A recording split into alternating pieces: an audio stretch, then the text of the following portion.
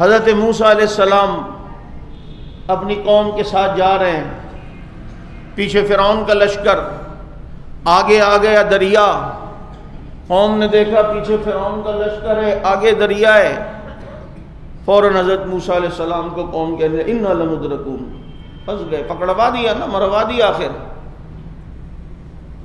مروا دیا نا۔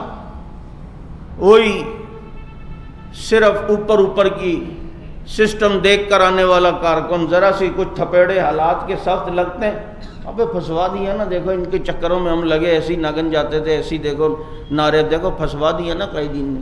تو یہاں کنچے کھیلنے آئے تھے کیا؟ تم کو یہاں کس نے کہا تھا کہ گلی ڈنڈا ہم کھیلتے ہیں؟ یہاں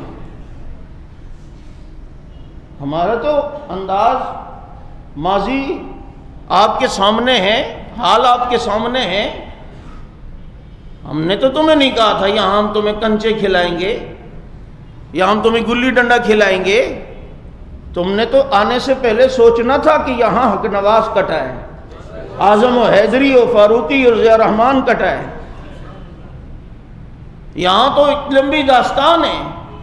تم روٹی کھاتے ہو، روٹی کو کوئی چوچی تو نہیں بولتے ہو، گھاس تو نہیں کھاتے ہو، عقل اللہ نے دی ہے، اللہ نے تمہیں سمجھ دیے، تم یہاں آئے ہو تو تم تو جانتے ہو کہ یہ مسئلہ ایمان کا ہے، جان جاتی ہے جائے، صدیق پر کوئی انگلی نہ اٹھائے۔ اسی لیے آئے ہو نا۔ میرا کارکن یہاں پر جب رکنیتی فارم بھرتا ہے، وہ رکنیتی فارم نہیں ہوتا، وہ شہادت فارم ہوتا ہے۔ یہی سوچ کے آتے ہو؟ موسیٰ پھنسوا دیا، پکڑوا دیا۔ سنو صدیق کی شان۔ حضرت موسیٰ علیہ السلام نے فرمایا اِنَّ مَعِيَ رَبِّي سَيَهْدِينِ، میرا رب میرے ساتھ ہے، راستہ دے گا، میرا رب میرے ساتھ ہے۔ اِنَّ رَبِّي اِنَّ مَعِيَ رَبِّي، میرا رب میرے ساتھ ہے۔ اپنے ساتھ حضرت موسیٰ نے کسی کو بھی نہیں ملا، کوئی اس قابل ہی نہیں تھا کہ حضرت موسیٰ کے ساتھ اللہ کی اس معیت میں ساتھ شامل ہو، ایسا کوئی تھا ہی نہیں، ورنہ وہ بھی کہہ دیتے کہ اللہ ہمارے ساتھ ہے، لیکن میں اِنَّ مَعِيَ رَبِّي، میرا رب میرے ساتھ ہے۔ لیکن جب باری غار میں آتی ہے تو وہاں قرآن کا اسلوب ہی تبدیل ہے۔